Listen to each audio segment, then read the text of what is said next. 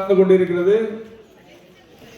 இப்போட்டியை தொடங்கி சிறப்பு விருந்தினராக மரியாதைக்குரிய எம்.ஆர். காந்தி அவர்கள் நாகர்கோவில் சட்டமன்ற தொகுதி அவர்களை வரவேற்று கொள்கிறேன்.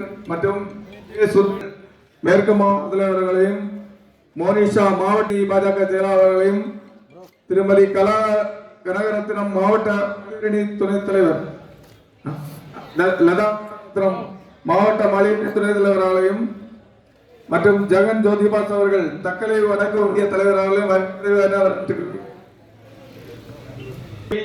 தேர்வு பெற்றவர்கள் வருகின்ற 21ஆம் தேதி பின்பு அறிவிக்கப்படும்.